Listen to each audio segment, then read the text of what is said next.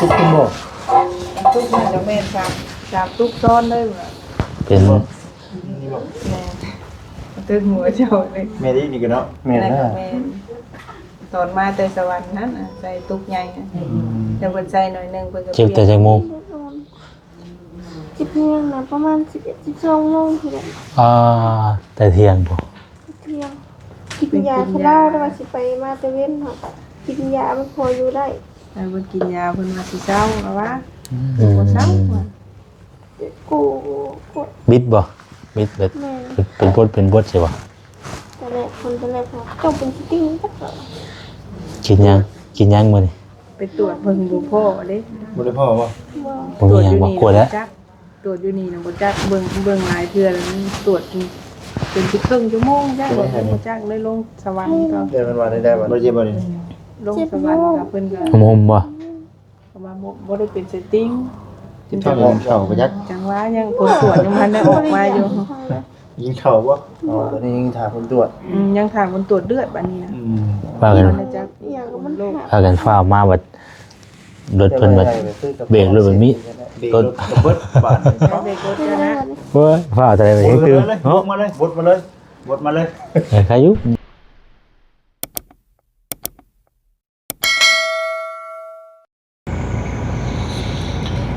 อ้าวพี่น้องเอ้ยเนาะ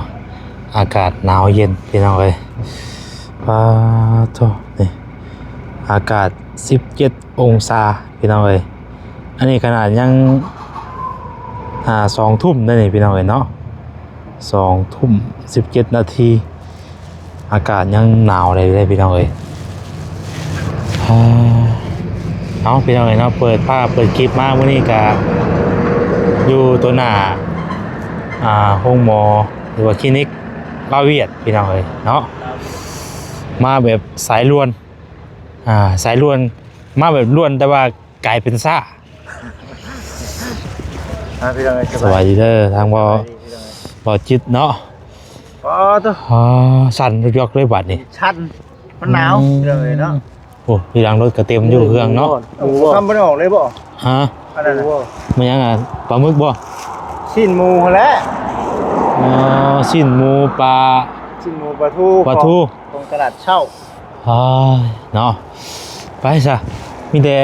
พาเข้าไปหาทางสาวินาเนาะพากันถ่ายคลิปถ่ายงานอยู่เพิ่นโทรมาแบบด่วนว่าพาสาวินามาหาหมอ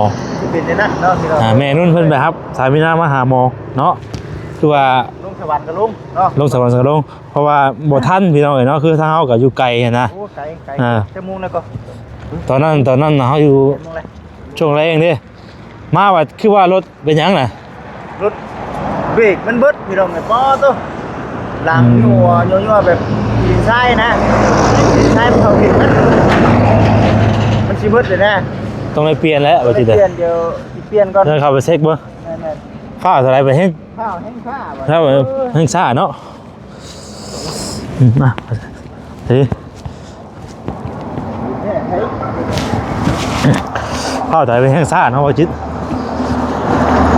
ใช้เพิ่นมานี่บ่ฮะเอาเลยคือหนาวเท่าอีอ๋อ บ่เจ้าบ่ นั่นแม่นแหละคือว่าลงไปสวรรค์พร้อมบ่มันอยู่ห้องไหน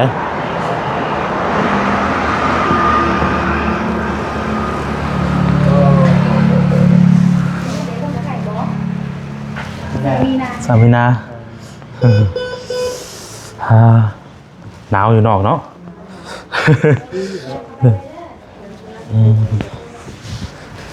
ใส่ทางใด สบายดีสบายดี สบายดีเด้อพี่น้องนอนเลยเป็นยังไง นอนเมื่อยเพลีย ยาบ่ เป็นไหนนอนบ่ น้ำบุคู่เลยอันใช้ยาจังเป็นยาอย่างยาแน่ ผู้บ่ได้ทุกข์เกิดเลยทุกข์คุณบ่ ทุกมันจะแม่นจากทุกซ้อนเลยว่ะ เป็น นี่บ่ แม่ตึกหัวเจ้าเลย แม่ได้นี่กันเนาะแม่ แม่ น่ะ แม่ ตอนมาแต่สวรรค์นั้นน่ะใส่ตุกใหญ่น่ะแต่เพิ่นใส่หน่อยหนึงเพิ่นก็ เจ็บแต่จังโมง จิบเที่ยงนะประมาณ11-12โมงทีเดียว แต่เที่ยงบ่ เที่ยงกินยาเขาเล่าแล้วว่าสิไปมาตะเว้นเนาะกินยามันพออยู่ได้ แต่เพิ่นกินยาเพิ่นว่าสิเศร้าแล้วว่าบ่เศร้าว่ะ กูกู บิดบ่บิดเบ็ด แม่ เป็นบทใช่บ่ แต่แรกคนแต่แรกเขาเจ้าเป็นสติ้งจักเหรอ กินยังมื้อนี้ ไปตรวจเพิ่นบ่พอเด้ บ่ได้พ่อบ่ ว่า บ่มีหยังบ่กลัวแล้ว จักตรวจอยู่นี่นะบ่จักเบิ่งหลายเทื่อแล้วมันตรวจเป็น10ชั่วโมงจักบ่จักเลยลงสวรรค์ก็ เดี๋ยวมันว่าได้บ่บ่เจ็บบ่นี่ ลงสวรรค์กับเพิ่นก็ หมบ่ ก็มาบ่ได้เป็นเซตติ้ง กินข้าวบ่เข้าไปยัก จังว่ายังผลตรวจยังพันได้ออกมาอยู่ ยิงข้าวบ่อ๋อตอนนี้ยิงถามผลตรวจ ยังถามผลตรวจเลือดบัดนี้นะ ว่ากัน มันจัก อย่างก็มัน โรค หา พากันฟ้าวมาบัดรถเพิ่นบัดเบรกรถมันมี รถเบิดบาท แล้วเด็กก็จะนะ เฮ้ยฟ้าวแต่ไป บ เฮ็ด ด คือ มาเลย เนาะ มาเลยบดมาเลยบดมาเลย ใครอยู่บ่ว่าเบรกยังว่ามันมีหลายอันเด้อันนี้มันคันยางแล้วบ่ได้เด้ อันนี้ยา เอารถบ่มาร ถทำมาเลยสั่นมาเลย ตามหลังกันมาแล้วคิดว่าสิมาทางเงินได้เก้าอะไรมัน โชคดีโชคดีที่เพิ่นมาเส้นทางเดียวกัน ตามเพิ่นมาแล้วจะว่ามันเป็นให้กูก่อนเนาะ บ่อยาเป็นยังไงบ่ได้เบิ่งกันนะ บ่ได้ลากกันมาเลยดิ แม่ ตัวบังเอิญแท้เนาะ มือสิขึ้นมือสิไป มาจังมื้อชั่วโมงมาตั้งแต่4 โมงเพราะว่าก่อนเมื่อส่งเมื่อหำพอดีอันเพิ่นโทรไปแล้วบ่เห็นชายไอ้นะครับไอ้นั่นหยัง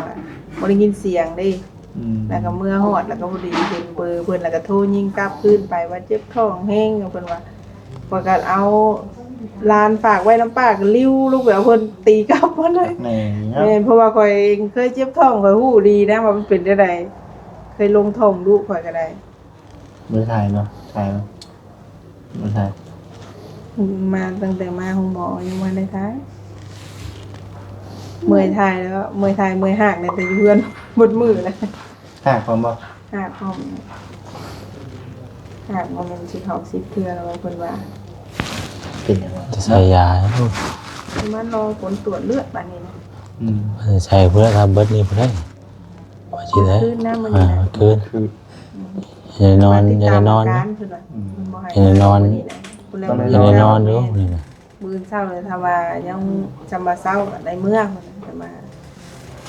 ทางเบิ่งอาการเฮานะมันก็ได้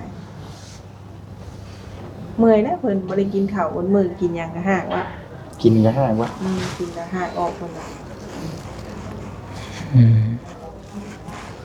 ติดตามอาการเบิ่งแล้ว ไปกินข้าวตามเลย เนาะ เราบ่กะมากินได้กันชื่อโจ๊กชื่อหยังได้มาให้เรา กินอาหารกินโจ๊กกินหยังแล้วไป พอแบบว่ากินบ่ได้เดี๋ยวมันน้ำใดคือว่าได้กินยาลงหลายชุดเลยสิกินได้จักบัด โจ๊กใส่โจ๊กไปมา มาอุ่นท้องหน่อยนึงเฮาบ่ได้เป็นอย่างนี้นั่นเด้แต่ว่าหากออกเฮาจังหยุดก่อน บริเวณหัวนั่นกับว่าแล้ว ไม่กินดีๆว่าเขา ยังไม่มีกินผมมันลงไปตรวจสวรรค์กลับขึ้นมาวันยังว่าปวดท้องอยู่เด้เลยยังบ่ไปซื้อหยังมาให้กิน ใส่ยาเป็นแขน ทนเต็ดเลย เป็นจ้า เนาะเป็นแบบเดียวโอ้ข้าวมากับมันไก่เนาะ เครื่องคือว่าตลาดนัดเจ้าเลยแช่ตัวตู้เย็นก่อน แม่ อย่าได้ ไม่ได้ให้เจ้าเอาเมื่อให้ได้เด้อเมื่อให้ เมื่อให้ช่องเขานั้นอยากเป็นตู้เย็นเนาะ อะไรเนาะ มีแต่ว่าบ่ได้ขายได้แล้วพี่น้องมา ขายอยู่เรือนนั่นนะ ไปเลยอย่างไรนั่นอยู่แล้ว ซื้อมาซื้อเรือน มันไม่ช่างกับเจ้าเลยเจ้าก็เป็นมาไว้ที่ไหน เอาลงไปป้าไปอ่านได้ ความจำเป็นมาเนาะอะไรนะบ่ฮู้ว่ามันสิเกิดขึ้นได้แล้วเพิ่นว่าเป็นการที่ว่าบ่ฮู้ล่วงหน้าเพิ่นว่า เพิ่มมาผ้าวัดขับรถบ่ได้ ครับรถบ่ได้ช่วงมั้ย เจอวิ่งให้กูจะเห็นกี่พุ่นมันละพอวิ่งให้กูจะ จะมาปี้บุ้งมาเลย เป็นจังได๋ เป็น สิ กินชา ทางกับทางขีดใจลอย กำลังเบรกอยู่เช็ดแบบฮอด คำว่าส่งบ่คำทั้งนี้น่ะรัดมาทั้งนี้มันก็ไว้กันทางง่ายมีแต่ว่าห่วยไปก่อนแล้วคิดว่าให้เอามาเอายาให้แม่นอนไปกินยากินได้บ่ยา ยังบ่ทันได้กินเลยไปกินกับบ่ดีไปกินแล้วฮะเนาะนี่สาเหตุมันที่เฮา ต้อง กิน สั ยาก บ่ ยา ได้เออ เป็นเงิ กิน น แล้ สั ว ก เฮาย า หักออก กิน คือ แล้ เก่าว สิกินยังก็บ่ได้ก็บ่ดี กินแล้วห่างออกมา ขนาดมันเมื่อยยันห้า มื้ออยู่ฮะ มาเพิ่นลงไปกวดอยู่สวรรค์พุ่นเนาะ แม่มันไปตรวจดูสวรรค์มันหายไว้อยู่เครื่องตรวจเพิ่นโอ้ยบางไงเอาชุบเข้าเบิดกระตูพุ่น ยังบ่นั่นอยู่ยังบ่ยังอยู่ที่ ตะบิดน่ะบ่เห็นเซตติ้งเข้าไปตรวจรอบ2ยังเห็น ฮัลโหล เซตติ้งจะอายว่าอายจึงตรวจ ฮอดแล้ว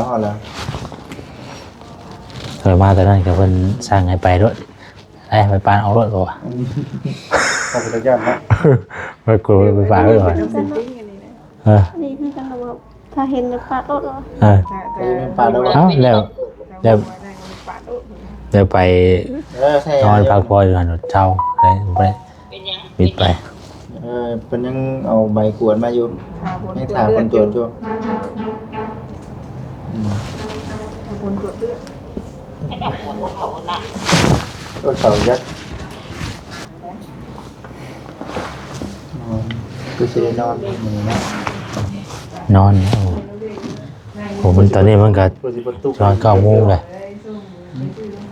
ตอนนี้มันก็ตอน9 โมงแล้วอ๋อ เป็นมื้อครึ่งเลยเนาะ มันจะติดตามอาการมันก่อนพอเอาใส่ยาก็ติดตามอาการไปนำนะอ่า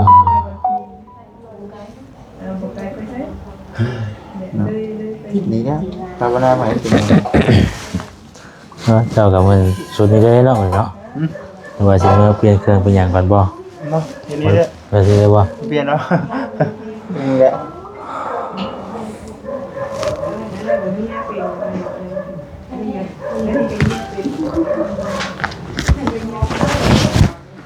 ตามอาการเบิ่งให้เราออกมาฮอดหมอเบิดเลยเด้เดี๋ยวเฮือนยังว่าไอ้แบบนึงเนาะ แล้วเราก็ถามหมอมาบัดนี้ เอาตามมือหมอได้เดี๋ยวไปหาซื้อโจ๊กคืออย่างได้มาไว้ซื้อโจ๊กอะ เราจะมามาเลย มาจะซีละ ได้แล้วเนาะ ฮะ แล้วว่ะ ต้องมันเลยเกิดมาเลย ซื้อโจ๊กคืออย่างได้มา ไปทำหลายตาย เบิด3ล้านนะเฮ้ยแบบ ซื้อโจ๊กคืออย่างหาซื้อโจ๊กมันจะซื้ออยู่เลยมีหมาดเลยใกล้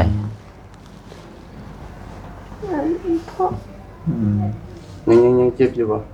เจ็บน้ำมันเจ็บ เจ็บกิ้วป่ะ เอากินทั้งวันจะว่ามันห่วยเข้าอะไรเยอะ เจ็บกินข้าวอย่ากินข้าวข้าวแล้วใครลงก็ กินกระโจน โจ๊กใส่โจ๊กมากิน ห่างดิอาการยังห่างเนาะ เอาคาเฮาที่ท้องมันคือเฮาเจ็บท้องนะมันก็จะมันมาบวกกันเลยอันตัวห้างมันบวกกันเข้ามาเลยตัวห้างนี่นะถ้าเฮาเจ็บท้องอย่างมันก็บวกกันเลยแล้ว กินห่างดิ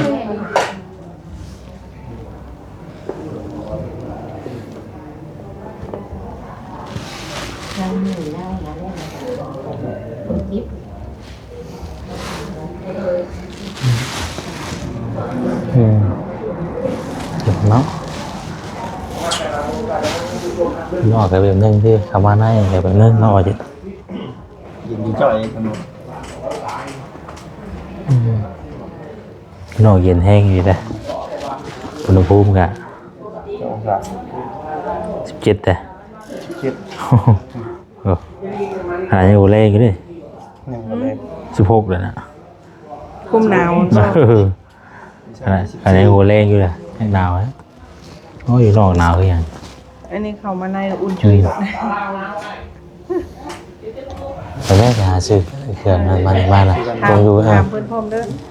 ถามเพิ่นว่ากินได้บ่กินยา ซื้อน้ำให้ยังไม่ก็น้ำนี่ก็ซื้อน้อยลดนะ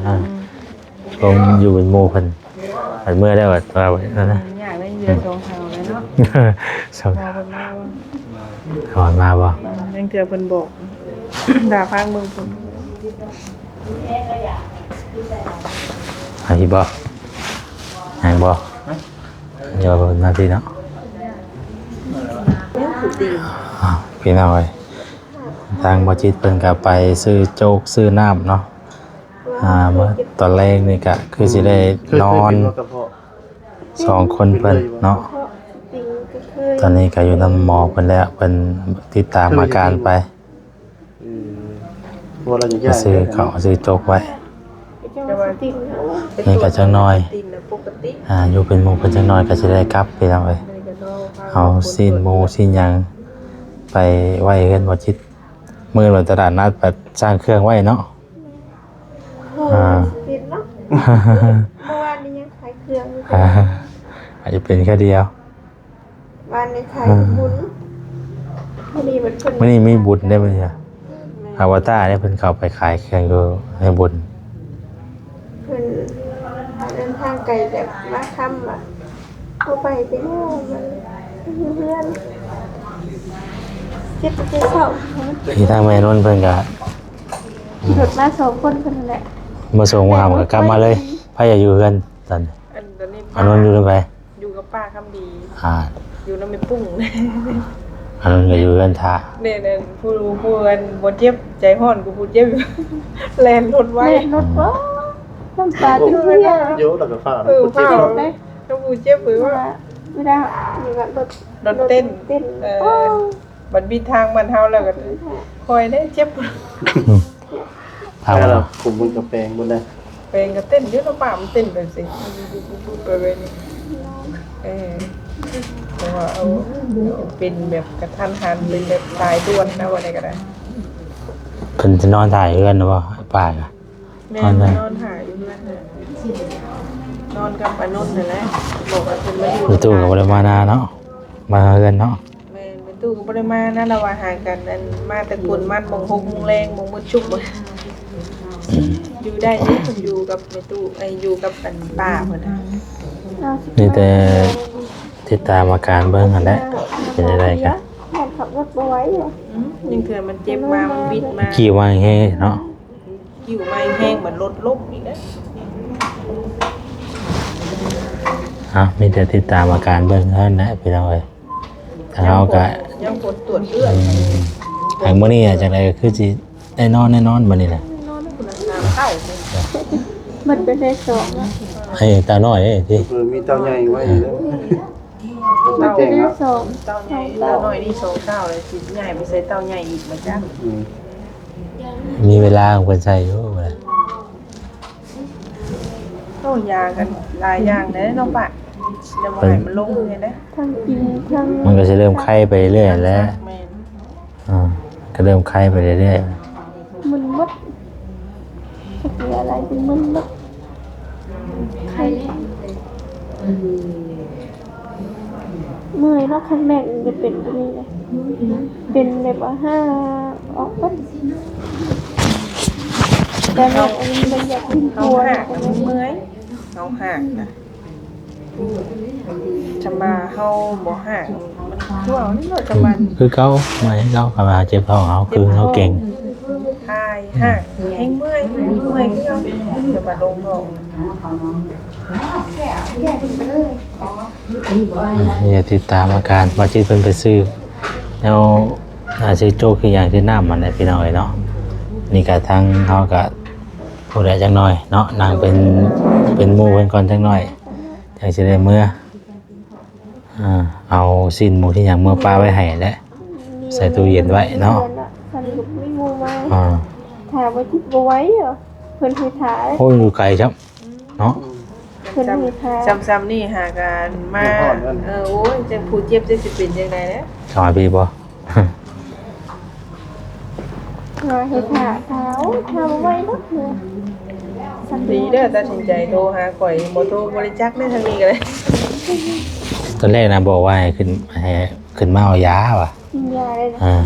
สักยาได้บัด บ่ สักยาอะไรบัดนี้มันเพิ่นว่าเอากินยาเอาพุ่นน่ะ อืม กินยาเลยเบิดไป200,000บ่ลงยา กินแล้วก็ห่างออก แบบนั้นแหละแบบคอยเป็นพี่นั่นก็กินยาก็ซื่อๆอยู่แหละซื่อ มันมาหาหมอเพิ่น ขนาดไปหาหมอก็เท่า ๆหาหมอก็ต้นเติบอีกเพื่อมันสิห่วยนะ เพิ่นว่าสิสักที่2บ่กล้าสักเพิ่นว่าบ่สักก็ยาเพิ่นน่ะ มันก็สิคอยมันถึกยามันก็สิคอยห่วยไปเอาจะชั้นน่ะเด้อทำไวๆเด้อทำไวๆว่ะ ทำไวๆทำไวๆเดี๋ยวสิจบคลิปก่อนมันยาวเลยเนาะเดี๋ยวจบคลิปกันนั่งเป็นหมู่เพิ่นเขานึงเพิ่นเอาไว้เนาะเลยจะเอาเครื่องขายเพิ่นมาปาไว้เฮือนฮะบัดนี้คือว่าลงเลยเพิ่นบ่ค้ำบ่บ่ลงเลยบ่บ่ได้ลงบ่ได้ลงเลยอย่ามาปาไว้เฮือนให้